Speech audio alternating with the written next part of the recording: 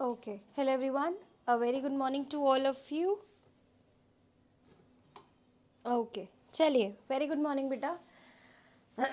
Chaliye, let us start with the class. And after such a long time, we are here with one of the major news which is related to USA and India, and specifically the guy that is the Donald Trump. So already we know that ki currency depreciation is going on in the country, and USA is one of the country which is responsible for all this and all the market particularly circumstances which we have discussed yesterday. Today again the news which is related to the international platform relationship, specifically from the economic point of view, specifically from the trade point of view, is a news related to India and your USA. Now what is the news is, you can see here basically the rise which is this is actually the rise ka particularly sacks which are present here. So recently Trump said that ki bhai sahab jo India hai, the country India is actually dumping rice in our country, because of which our domestic players of rice, they are not actually getting the benefit. So we actually want India to stop this dumping in our country, that is USA. So what is the news? How is basically, what is the article? What are the things which are important from examination point of view? We will going to discuss here. So Trump threatens tariff on Indian rice. So बाकी products कम थे क्या? Like when we compare the other situation of the economy, चीज़ें अलग थी क्या? Now he also started basically imposing tariff on rice as well, which is one of the major basically product which is exported and imported also. It's not only like that कि we are only exporting rice to USA.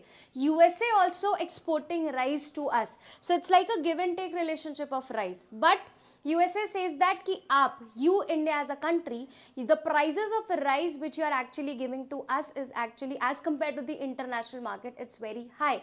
So we want a particularly fair market, we want a fair prices for our country, so that our domestic people, the domestic growers, the domestic farmers of rice, they get also benefited from the, particularly they are not affected with the international import of the rice. The domestic people, domestic farmers are also protected, and international trade should also be maintained in a proper manner.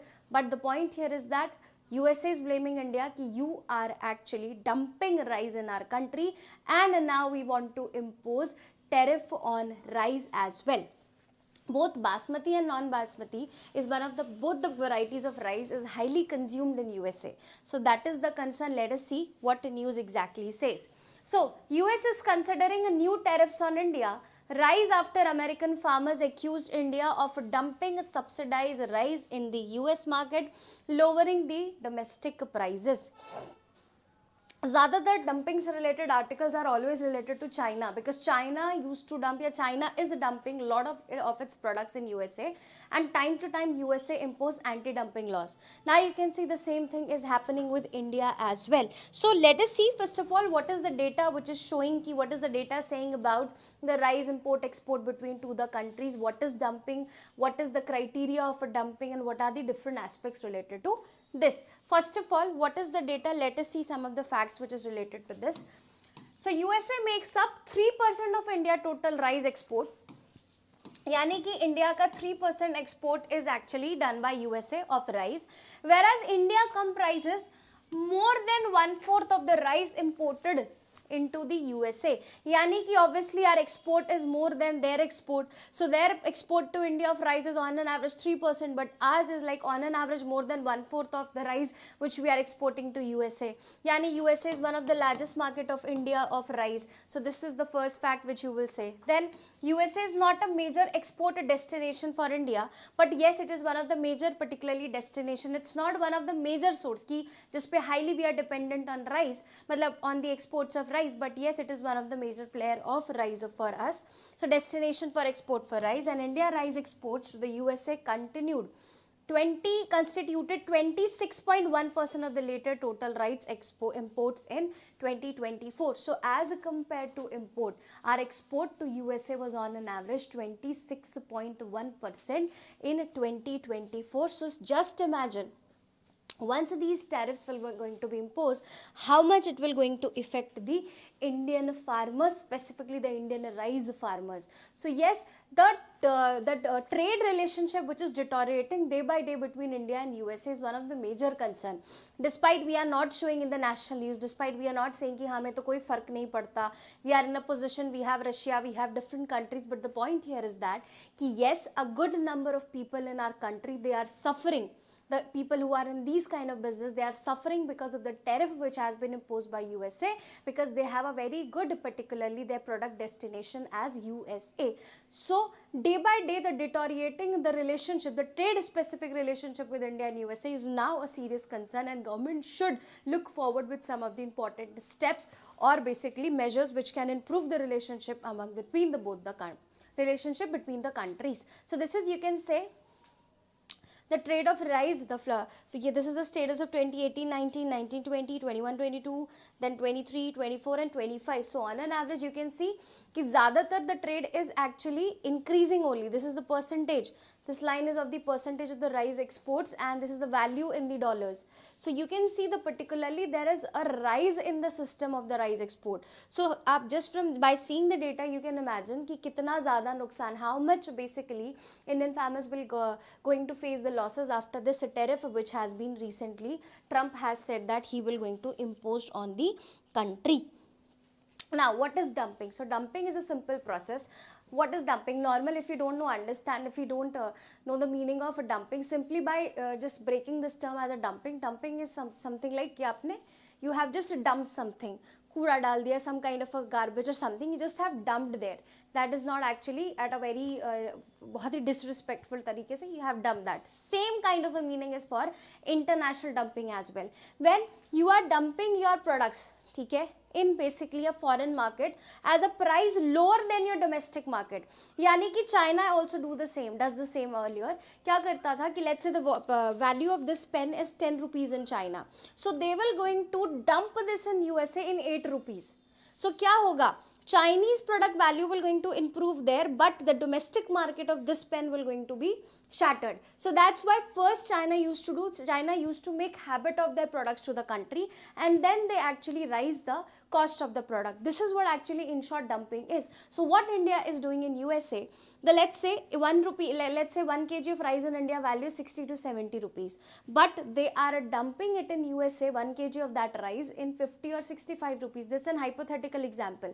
यानी कि even the lesser price as compared to our domestic market, जिसकी वजह से the USA domestic farmers, they are getting affected. So that's why they have protested in their country. They said that ये तो गलत practices है, this is a wrong practices and we are getting affected. That's why Trump said that from the very starting I follow the policy of MAGA, that is Make America Great Again. So in the particularly concern of my people, I would like to impose tariff on rice as well to India. So this is what happened in the country. So what is dumping?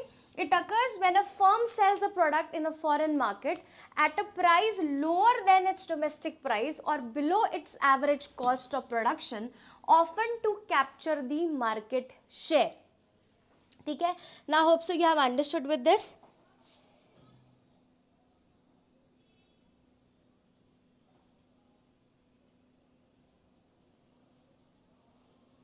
हाँ ना, तो they are dumping in the market, then उसके बाद अचानक से they use to raise price ना. This is what actually the concern.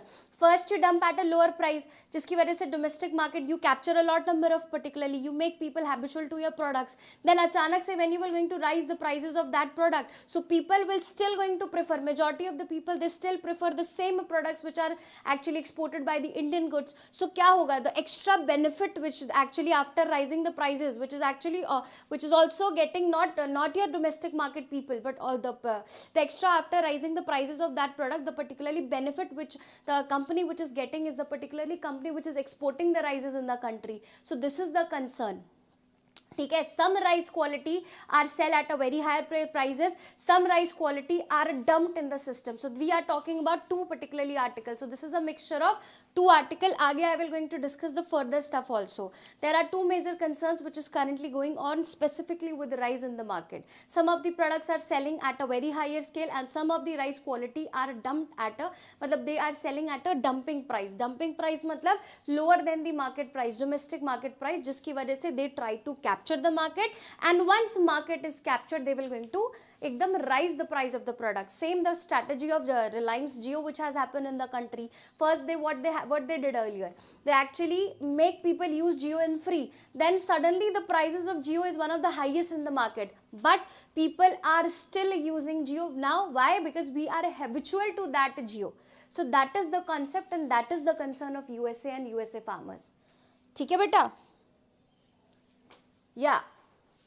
So, it is a form of international price discrimination which enable when goods cannot freely move back from lower price to higher price market due to tariff and transport costs. So, this is what in short dumping is, and how we determine that the situation is dumping is when export price is higher than the, matlab it's basically your kya bolte hai, lesser than your basically the domestic price. Then we say that it is a dumping, and then domestic price is unable, yani ki as compared to the export price, domestic may still, let's say in this is the actually this is the particularly pen which is produced in the country, and this is the particularly pen which is exported from India. The cost of this pen is let's say 15 rupees, the cost of this product is let's say 10 rupees, but it has been exported in USA at the rate of basically 8 rupees. So 2 rupees add karke now they are selling it in market in 10 rupees. Still the cost of this is what? That is your 15, and this the same pen same quality is 10 rupees. Now people will prefer this or this.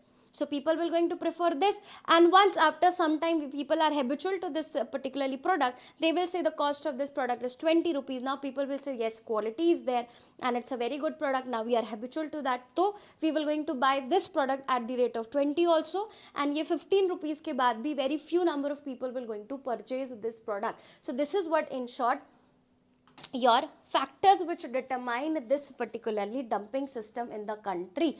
Now or there is one more thing. Let's say, how can I show you the third example? Let's say 1, 2, there are 3 particularly countries, 1, 2, and let's say the third country is this. What happened? This is USA, this is India, and this is let's say the third country. Ab kya hua? Ki the cost of this pen in USA is let's say 10 rupees. But the cost of this pen, let's say in this particularly economy, is actually your 5 rupees. So now USA will say that same pen in my economy, you are after dumping also, you are selling it at a 10 rupees, but in the other economy, you are selling it as a 5 rupees. Yani ki you are actually taking extra money from me. So this is also one of the particularly factor which tell that ki country is actually using this dumping method in any of the XYZ country by saying that, by assuming that, yeah, by seeing that ki yaar you are the one of the largest economy of the world. So you have that purchasing capacity. So that's why we are doing these kind of a market volatility or market these practices to you.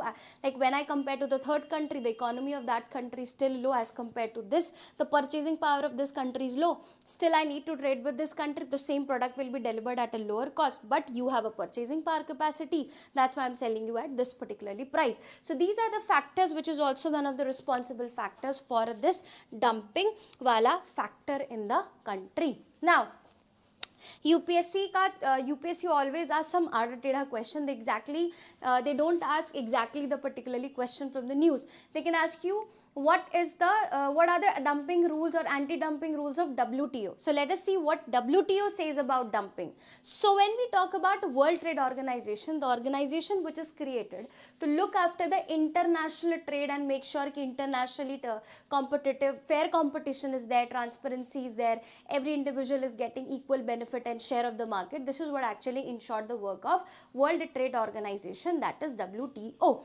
Now, WTO have also some of the rules and regulation related to dumping, but the major thing and which is the star point is the WTO does not ban dumping. यानी कि if you say that कि dumping is bad, USA said that I will going to ban dumping in my country, but when they ask WTO what is your call on dumping, what WTO will say, भाई साहब I am not banning dumping. या फिर if UPSC ask you in a statement based question कि WTO has a proper law on banning the dumping in the society or dumping in the country and the in international trade, so that statement will become wrong because WTO don't have any specific particularly act which is related to your dumping. So this is a very highlighted point you can see here. The WTO does not ban dumping but allows a country to act only if they prove. यानी कि वैसे they don't have any particularly investigation agency or investigative authority which will going to see कि dumping is actually happening or not, but if you able to prove that to a WTO, let's say USA has proved to WTO कि yes India is a dumping rise in my country, then WTO will going to take action. So we countries need to prove first to WTO कि भाई साहब yes dumping is actually occurring. वैसे WTO के पास it is not actually, it doesn't ban any kind of dumping. So this is a very important point. If they actually ask some kind of a tricky question in a UPSC prelims, please make sure you're not getting confused because there is no such particularly banning of dumping according to WTO, but if it is proven then WTO will going to take action. So WTO does not ban dumping but allows a country to act only if they prove dumping has occurred. Number one, domestic industry suffered material injury, यानी कि the domestic market is suffering and dumping causes this injury, यानी कि domestic rice market in USA is suffering. Now, if one of the factor is a dumping and it has been proved by USA in WTO, then WTO will ask India, yeah, then WTO will going to take actions against India, and that is up to India मानना है नहीं मानना है. Because these organizations, the particularly we are signatory, we are member to these organizations, but their sayings and their particularly agreements are not binding on us. So we can give our negotiation amount, negotiation counter कि yes these are the reasons he is not this is exactly not the situation, and we can explain something with the economic terms, but the point here is that what is important from examination point of view, WTO doesn't ban, yani it has no specific provision which is related to banning of dumping. Only they will going to act on dumping if it is proven that dumping is happening, domestic market is facing injury, and injury is actually by one of the reason for the injury is dumping. Only then WTO will say that ठीक है, I will going to enter in this picture or scenario. So this is what actually the dumping rules of international thing is. Now what are the implications of dumping which you will see? Obviously domestic market is affected at a very large scale. So majorly you will see the domestic producers are affected. We have already understood how the domestic producers are affected. Dusra, the international relation and the trade between the countries got affected. Abhi recent mein you will see, we are seeing from last almost 6 to 7 months ki how the international relation between India and USA is deteriorating day by day, and specifically the trade angle is suffering a lot. Lot of people on both sides, not only on one side, both the people, lot of businessmen on the both side, they are suffering because of such tariff game and international trade kind of a cold war which is going on between India and basically USA. So this is also the factor. Majorly the domestic players are majorly affected, and obviously market is distorted, and one of the particularly complication or one of the particularly impact of this geopolitical economic tension or cold economic war which is going on between India and USA, the implication or the causes of that is you can see the currency depreciation. The value of 1 rupee, but the value of $1 is your 90 rupees. So our economy is also suffering at a very higher scale. So these are the implications of this. Dumping affects domestic producers. Domestic industry become uncompetitive due to short-term benefits. Obviously, short-term में Indian goods will going to be Indian rice is actually dumped in the country. लेकिन that is for the very small period. After some time, we will going to raise the price. तो वो जो short-term market capture के चक्कर में long-term नुकसान होता है to the domestic players. This is what actually your answer is, beta. Yeah, lonely boy 4385. So this is what your answer is. So this is what habitual, you yourself has answered that particularly question, that is the habitual trap is one of the reasons. Then market is distorted, lot of tension, and obviously international and national tension goes on, because once you people are not happy with your government, so there will be a chances ki after the protest there will be a clash between the government and the local people of that country, and because of which there will be a tussle between your other two international countries as well. So it's a whole loop in which we are trapped, and it is actually impacting the relationship with USA day by day. Now the next, let us see what is the status of India export, because these kind of facts are important from prelims and mains. Obviously we know that China is one of the largest producers of rice, but the majority of the rice which China is producing is also one of the consumer of it. Yani ki very few या very less number of rice they are exporting in the market. ज़्यादातर they are producing the rice for the domestic consumption only, because the China is one of the largest producers of rice and consumer also. So China is the largest producer of rice in the world, and which is followed by India, Bangladesh and Indonesia.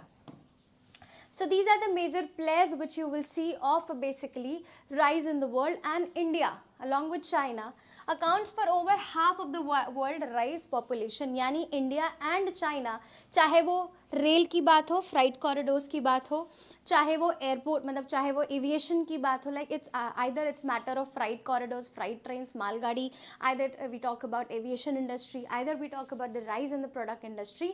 India and China being one of the largest populations of the world, we are contributing on an average half of that thing in the world. So that we are one of the largest contributors in every specific field when we compare ourselves with the other important economies. So together India and China also accounts more than half of the world rice production, plus China is the biggest consumer of rice as well. So ज़्यादातर they are not actually exporting the stuff, ज़्यादातर they are producing rice for their own domestic consumption, but India is exporting.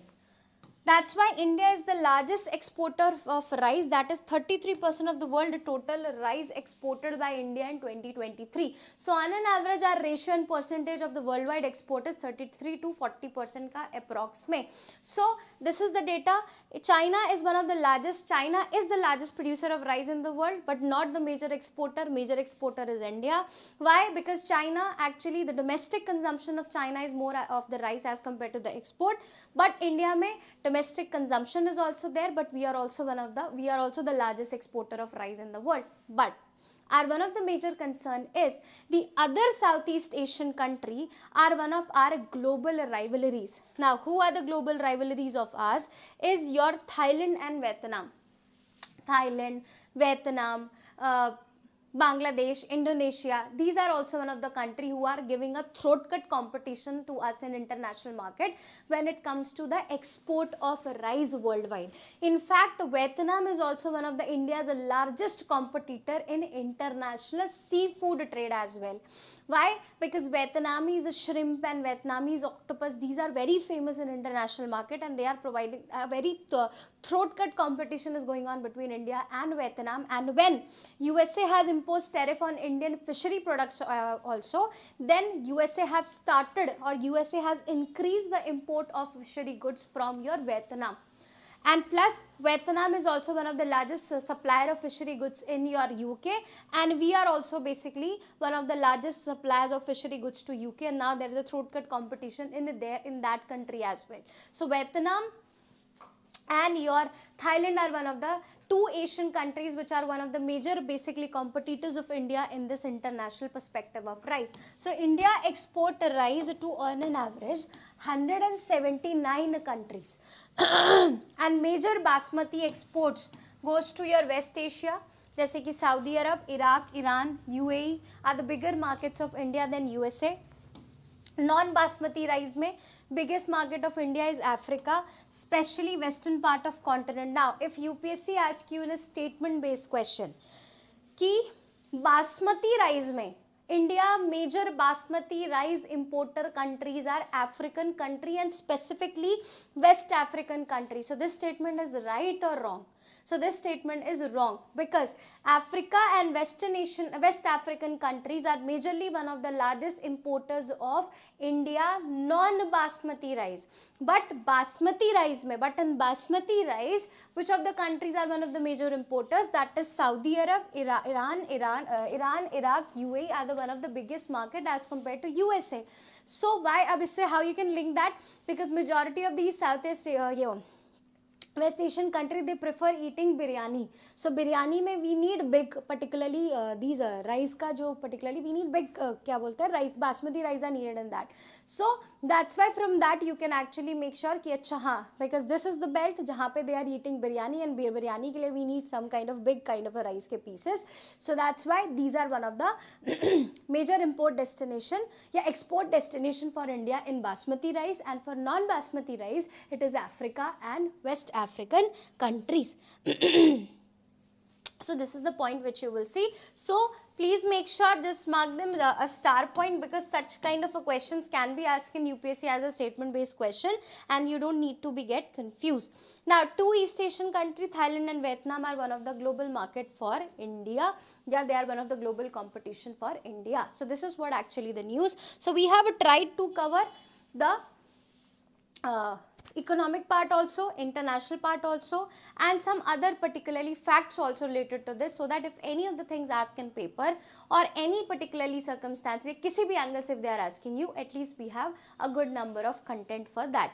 Now, the next article, India UPI, that is Unified Payment System, is recognized as one of the best. IMF has officially recognized it as IMF has officially recognized India's unified payment interface as the world's largest real-time retail payment system by transaction volume, and UPI accounts for 49% of all global real-time digital payment, and which is far ahead than Brazil, Thailand and China. So they are on an average on number 20%, 22%, 13%, 15% users of UPI, but we are 49% users of the UI nationally and internationally. So this is one of the very important particularly article which you will see that IMF has officially recognized UPI, India UPI, as one of the best world largest real-time retail payment system. India transaction volume in billions, that is 129.3 billion, that is on an average 49% of the share. Second number pe it's Brazil. Second number pe is Brazil, that is your 37.4 billion. You can see the difference, 129 and 37. So this is the difference between the transaction details. So 129.3 billion is of India, 37.4 transaction volume billions in of basically Brazil, that is on second number, that is 14%. Then Thailand 20.4, that is 8%, China 17.2 billion, that is 6%, and then South Korea 9.1, that is 3%. So 49% is like such a high number, koi aaspaas nahi hai, no one is actually even touching us. So this is one of the important articles. So obviously what is UPI? So it's a payment system where multiple payment banks are actually attached to a simple mobile payment to make system real time and to make system very handy and easy to access. So this is and make payment system very digital and very hassle free kind of a system we want to create. So this is what actually in short UPI is. So what is UPI? Unified Payment Interface. It's India instant real-time interoperable payment system that enables bank-to-bank transfer using mobile phones. Kisne operate kiya? Who has operated that? Yeah, who is one of the brainchild behind that? That is NPCI, National Payment Corporation of India, and it is regulated by RBI. So this is very important. If in a statement-based question they are asking you, ki UPI is operated by NPCI, that is National Payment Corporation of India, and it is actually if in paper they are asking you UPI is operated by RBI and regulated by NPCI, the answer is wrong. So UPI is operated by NPCI, that is your National Payment Corporation of India, and all the regulation and it is following all the regulation, all the following guidelines or not. The regulation part will be looked after by your RBI, that is Reserve Bank of India. And RBI is also responsible for what? That is currency devaluation, which we have studied yesterday. Currency depreciation is basically depends on market. Currency devaluation is intentionally done by your central bank and your government, and in India central bank is your basically RBI, and RBI is the regulating authority of your UPI, that is a payment gateway used by Indian people, that is unified payment interface. What are the features? Obviously money is transferred within a second. Okay, so within 5 seconds 24/7 transfer system is there, work across all the banks and QR system it is working. This is something which every one of us know. Ensure that mass adoption is there. Local, particularly businessman, MSME sector people, they are also using it for small businesses. Handle billions of transactions on a daily basis. I'm not talking about yearly basis, I'm not talking about weekly basis, I'm talking about the daily basis and monthly basis. Support autopay, obviously autopay is there, UPI, RuPay, all the particularly Indian things are also related to this system so that we can make things hassle free. And now we have also internationalized this system. Now your homework is, as we have already discussed this many a time, your homework is that with how many of the countries and which are the countries with whom we have signed this UPI system. Yani ki which of the following country people will come to our country for the tourism purpose, they can use this system in our country. Yeah, we when go to that country, which of the following countries may we can use our UPI system for the international shopping and marketing as well. So this is what your question homework is. Now what is the global scenario? So already we have saw that particularly in table form. UPI India share is 49%. 129.3 billion transaction. Brazil 14%. What is the name? Is Pix. Thailand PromptPay. China Union Pay or WeChat Alipay. So if UPSC asks you the recently term Plix seen in news related to what? So if UPSC asks you the recent Plix, it's Pix. So if UPSC asks you the recently the term PIX seen in news related to what? So it's a basically UPI payment system, yani ki unified performance interface system, payment interface system of where? That is Brazil, PIX. Prompt pay वगैरह से तो we can understand prompt pay, union pay, WeChat, Alipay. So यहाँ से तो we can understand कि this is something related to the payment system. But if they ask you the PIX, the term PIX seen in news, PIX seen in news related to what? So it is basically a payment system, payment gateway system of your Brazil, and which is the second highest used payment gateway in the world after your UPI, that is 49%. So this is what the second article is all about. The third article, you can see this is present in your Saudi Arab, and recently UNESCO has added 3 more Saudi cities, that is Riyadh, Aluala, pata nahi how they pronunciate as Aluala, and Riyadh Al Khabra to the global network of learning cities. So this is the particularly place. Now what is the global network of cities? These are the place from where people can learn about the culture, they can learn about the creativity, they can learn about the particularly sustainable knowledge ke bare mein they can learn. This is what actually the global network of learning in short means.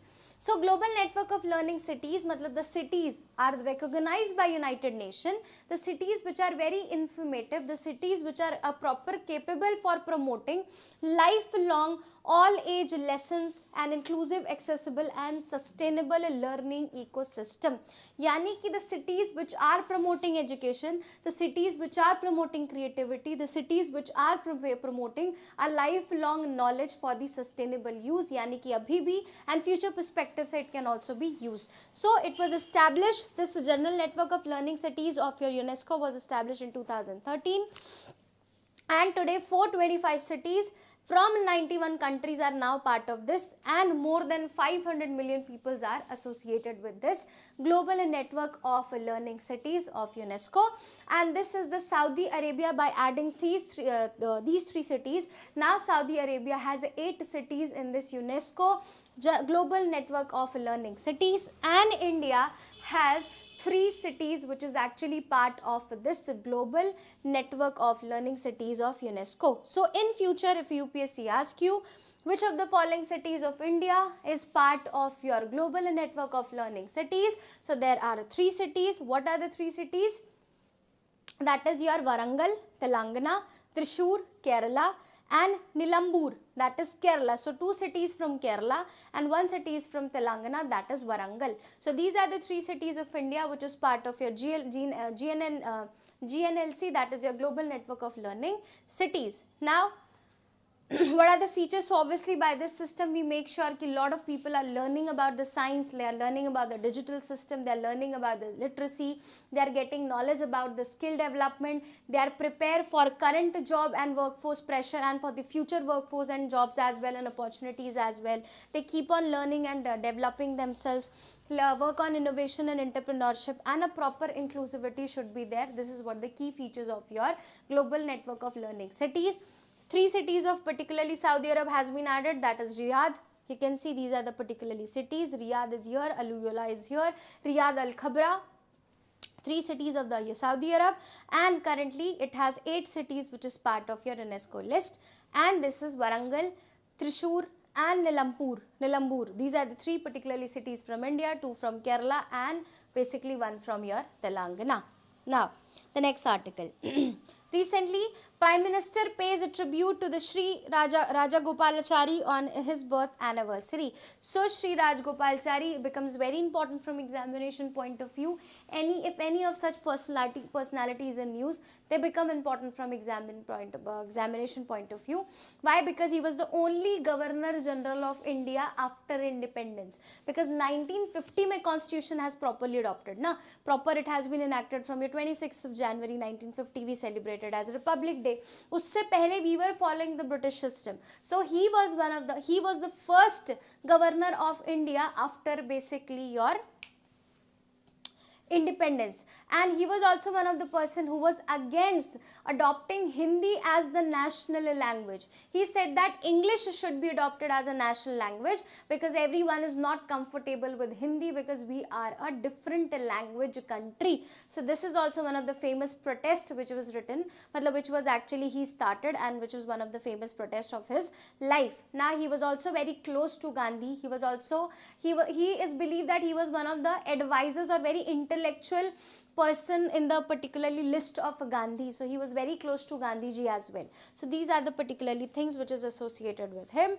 So Prime Minister of India paid a tribute to C. Rajagopalachari, that is also known as Rajaji. So he is also known as Rajaji. So if UPSC asks you the Rajaji term was given to whom, agar if in case UPSC asks you such question, so it was your C. Rajagopalachari was also given the title Rajaji. So C. Rajagopalachari, born in 1980 from 1878 to 1972, popularly known as Rajaji. He was a freedom fighter, writer. He was an advocate. He was actually into the legal profession. But when he started his journey as a freedom fighter, he left his legal practices and he actually fully became a freedom fighter. So he was a freedom fighter, a jurist, a writer, a statesman, and the first and the only Indian Governor General of India. Very important fact. He is the first and the only Governor General of India. That is after partition till year 1950. He was one of the individual. And Gandhi famously called him the keeper of my conscience. So Gandhi called him the keeper of my conscience. If UPSC asks you which of the following tag or the term or the particularly thing, a famous line have been said that is the keeper of my conscience by Gandhi is for whom? That is for your C. Rajagopalachari. That is the keeper of my conscience is the particularly famous line which was given to by Gandhi to your C. Rajagopalachari. So he was born on 10th of December, obviously yesterday. 1978 in Tamil Nadu, educated in Bangalore, Presidency College Madras, and his career was successful because he was a criminal lawyer, and later he left this, and he was also chairman public life, and in 1970 he joined as a chairman of your Salem municipality, but he was a specifically criminal lawyer. But after when he actually joined the freedom fighting, he became the freedom fighter, he left all his profession. These are the Indian freedoms. Royal Satyagraha mein he actually led the protest from your Madras presidency. Non-cooperation movement mein he was the first to give his law practice. I told you when he become the part of the freedom fighter. After non-cooperation we asked Gandhiji asked people ki aap jahan pe hain jo profession hai wo chhod dijiye. So he was one of the first profession under British India. He left his profession. He said that कि अब मैं independent अपने भारत के लिए I will going to fight. So Rowlatt Act Satyagraha 1990 में he led the particularly thing from your Madras presidency, address mass meeting in your Mariana Beach. Not non-cooperation में he was among one of the first person who gave his quit his क्या बोलते हैं legal process Khilafat movement में he also actively participate and he combined Muslim people then Vedaranyam salt march in 1930 it was also from Tamil Nadu he led this particularly movement. Gandhiji started from your Dandi march, from your Gandhiji has started your Gandhi march, and he has started basically the same kind of Vedanarayan salt march in 1930 from the South India, specifically the Tamil region, and he was also part of your civil disobedience and quit India. Yani whatever the decision has been taken by Gandhi, or whatever the major incidents or took place in history which is related to Gandhi, he was one of the major contributor and one of the major player of those particularly movements in the country. Post independence, he was governor of West Bengal from 1947 to 1948, Governor General of India from 1948 to 1950, last person to hold the office abolishing it upon the Indian becoming republic. Yani ki these are the facts, you should remember these facts. Home Minister of India in 1950, and he surpassed your Sardar Vallabhbhai Patel, and Chief Minister of Madras State from 1950 to 1954. So these are the post-independence criteria. He was the first governor of West Bengal after post-partition from 1947 to 48. Governor General of India from 1948 to 1950. Home Minister in 1950. Chief Minister of Madras from 1950 to 1954. Only Indian who is the Governor General of India, as we have already discussed. He was the founder of Swatantra Party in 1959, an independent party. He coined the slogan English ever, Hindi never. Yani ki he was against recognizing Hindi as the sole or the official language of the country. He said that English should also be there because majority of the people are comfortable with English in the country. So English ever, Hindi never. This was a slogan which was coined by C. Rajagopalachari. He was also known as Rajaji. And he was awarded Bharat Ratna with the two persons, that was actually 1954 with your Radhakrishnan ji and C.V. Raman. So this is the facts and all the things which are associated with it. If UPSC asks you, C. Rajagopalachari was associated with which of the following freedom movements? So Rowlatt Act, Non-Cooperation Movement, Khilafat Movement, we have Vedanarayan Salt March, and your Civil Disobedience Movement and Quit India Movement. So these all are the movements with whom your C. Rajagopalachari was associated. So if UPSC asks you a question like this, so at least you are aware of this fact. These are the movements with whom this particularly C. Rajagopalachari was actually associated, and he was also Bharat Ratna awardee of 1954. Now, this is the next article. Recently, this is the drug which has been found in your Wardha district of Maharashtra. So, particularly 120 or 192 kg approx of the drug has been found.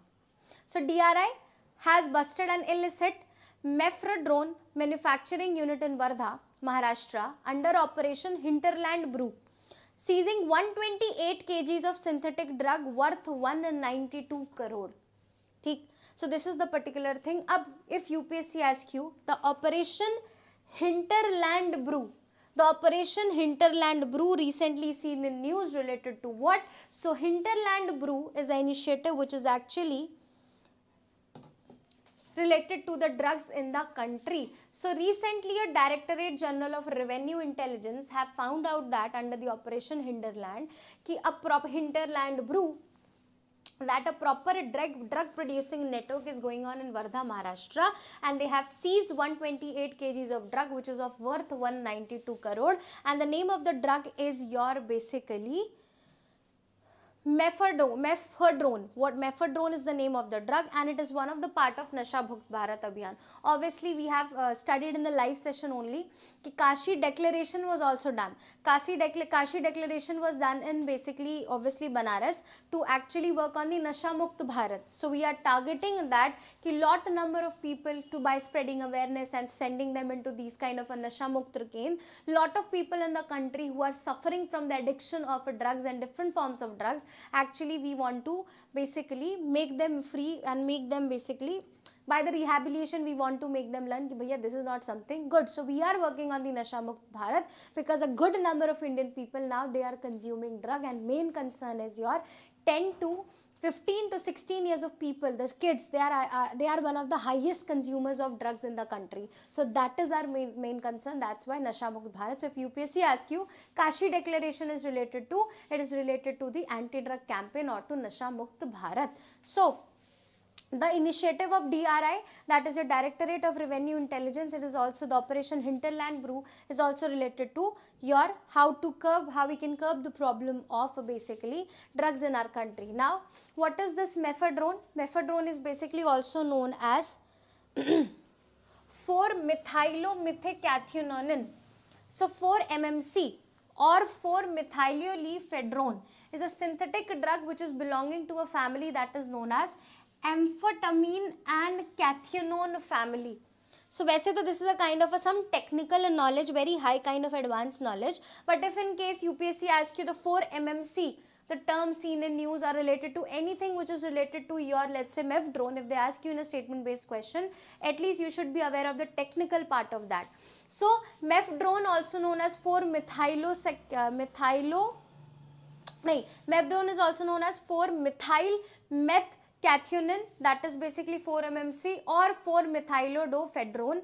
Phedrone is a synthetic stimulant drug which is becoming to amphetamine and cathinone family. It is classified as a new psychoactive substances, yani ki it is also basically banned under your NPS Act, and it is also known as meow meow and bath salt or research chemical in illicit drug market. So if anyone around you, if you listen ki meow meow, I want meow meow, so meow meow ka matlab hai that person is asking for your mephedrone. ठीक है, so meow meow in this drug market, it is known as meow meow or bath salts, or it is known as your research chemical. So this is the name, kind of a name which is given to this drug in this international market, in this drug market, and it is obviously prohibited under your NDPS Act 1985, and already we have discussed 2 to 3 times about this NDPS Act, which are the act, what are the things which is associated with it, कौन से punishments are there for under if we found someone is actually found under this act. So everything we have discussed twice or thrice in the live session only. So now again I will not going to discuss the same, but the act is related to how to counter the problem of drugs in the country, and what should be the punishment related to the people who are involved in the business of drugs or who are actually part of this racket. So this is what actually the target is. Now the next article is National Drug Control Framework. So obviously we are working on the Nasha Mukt Bharat, so that particularly under the drug free campaign, lot of people can actually get out of this addiction of a drug in the country. Now, next thing, yellow line. The term yellow line has been recently seen in news. Now what is yellow line? You can see this is your Israel wala area and this is your Gaza Patti, Gaza Strip. Now, this is the actual land of Gaza, according to your Gaza people, Hamas people. But after the particularly USA has came up with the point peace negotiation ke baad mein, Israel has said that, okay, finally I am accepting the line. But in this process of a war, which was going on between Gaza and Israel from last few years, or abhi to it has been started few months back, Israel said that now this is the line. Yani ki this part which is claimed by Gaza as a part of Israel, actually now it is captured by USA. No, captured by Israel. So this is not Gaza. This is Gaza. And this is the yellow line which has been given by Israel ki bhaiya bhul jao.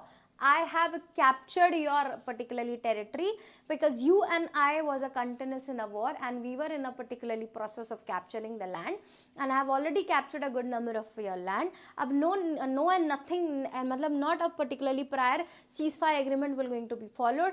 I have captured this territory, and now yellow line is the official line for me, which is actually a point or line which is demarcating your Gaza area and Israel area. So now the new conflict will be unlocked. Now this is the yellow line. Israeli military has described the yellow line a temporary withdrawal line agreed during the phase 1 of 2025. US broke ceasefire as a new border, and the yellow line, you can see it's a temporary military demarcational line inside the Gaza Strip. Territory is operational control met is under your Israel. Israel, more than half of the Gaza, that is 53 to 58% remain under your Israeli control, because you can see a good number of area has been captured by your Israel, and now they are saying that this yellow line is the, हालांकि it's a temporary line, but they are saying that this is the official line, which is the, now in future we will going to accept this line as a demarcation line between Israel and the Gaza Strip, and obviously it includes a lot of agriculture areas of Gaza, जैसे कि Rafah border crossing the Egypt. So this is the particularly region. Now it can lead to one of the new war between Israel and basically Hamas, but let us see what actually future is all about. But we need to focus from examination point of view, ki what is yellow line. So this is the yellow line, which is actually artificially temporary made by Israel by saying that ki this is the now the new border between Gaza and basically Gaza Strip and Israel, because they have captured almost 50 to 58% of the land area of Gaza. So this is the particularly news is. So that's all for news today. So we have discussed some good articles today, and there are a few more articles which we will going to see, which are there because we have celebrated Constituent Assembly Day also. So these are some of the static things we don't need to discuss again and again. So you have to go through that also, because recently we have celebrated the anniversary of Constituent Assembly also. Then the drug wala scene, just go through these. I'm not striking the more news which is actually there, but some of the invasive species are also in news. So I've already discussed about that invasive species 1 month prior. Again, that species in news. So just you go through what is invasive species and what are the invasive species which are present in the country. Earlier, invasive species one of the favorite topics of UPSC, but from past few years they are not asking any question from this sector. But we can expect Diwali and Chhat Puja have been officially asked in UNESCO, joined in UNESCO, your intangible heritage. So I guess Diwali has been added, or in future Diwali will be one of, as compared to Chhat, Diwali will be accepted first as one of the intangible heritage of your UNESCO. So some more current affairs are there. We will discuss like in a random manner, because there is not more than this to discuss in that, because already we have discussed about tangible and intangible in detail. But yes, go through these articles, revise these articles. We'll meet again tomorrow with lot